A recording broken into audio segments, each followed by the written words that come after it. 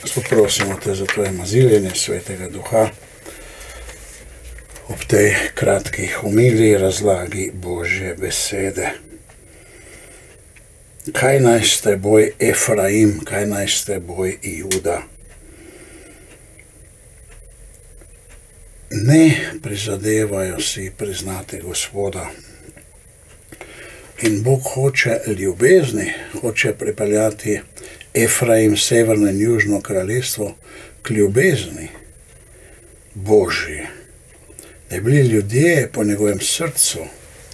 Kaj je ljubezen, to vemo in slišimo, je cilj našega življenja, je pot našega življenja, je smisel vsega Jezusovega darovanja in delovanja. In on sam je ljubezen.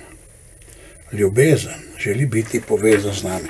Mi pa bi radi bili pametni in močni in se poviševali, ko nismo z Bogom povezani v naši notranjosti, v ljubezni.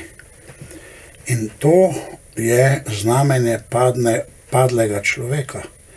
Naš cilj in naša pot je v večnem, rekel vsaj do nebes, izpopolnjevanju na tem svetu. Krščanska popolnost, da smo vedno bolj z Bogom, vedno bolj v njegovi milosti. Bog nima veselja z nekimi daritvami, z nekimi zunanjimi stvarmi, ampak z našim srcem, ki ljubi njega. Se lahko vprašamo, ali ljubiš Boga? Vemo, kaj spada vse zraven k ljubezni.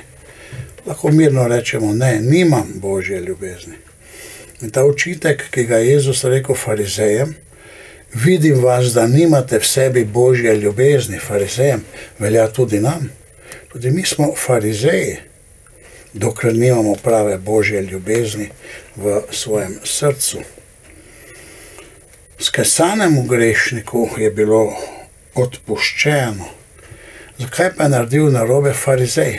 Farizej je sebe poviševal, kako je on popoln. Vendar to ni res. Ni ga popolnega človeka na tem svetu. Ni ga nobenega, ki bi se mu Bog moral pokloniti in ga poviševati.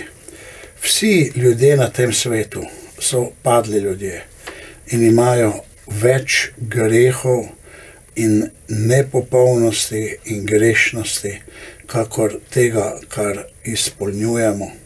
In še to, kar izpolnjujemo, imamo veliko Božjo podporo, da lahko nekatere stvari naredimo.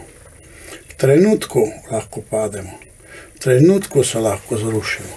Zato pravi Jezus, ne obsojate, ne sodite, kajti prvič niti ne poznate, drugič ni to vaša stvar, niste v poziciji, ki bi sodili. Eden je, ki sodi, in to je Jezus Kristus, ki bo sodil vse človeštvo. To priznavajo tudi muslimani. In zdaj, če se vprašamo, kdo lahko sodi vse človeštvo, to lahko samo Bog. In ta je šel upravičen na svoj dom, ker je priznal realnost. Jaz sem takšen, grešim in te prosim, bodi z menoj usmiljen. Nimam kaj pokazati prav. Tako tudi mi moramo prositi Boga odpuščanja in sebe imeti za grešnike, kar tudi smo. Vsi so grešili in so brez Božje slave. Ni ga pravičnega, niti enega, sklika apostol Pavel. To je sporočilo današnjega evangelija. To pravi Jezus, prešuštnice in grešniki bodo prej prišli v Božje kraljestvo, kakor vi, farizeji. Amen.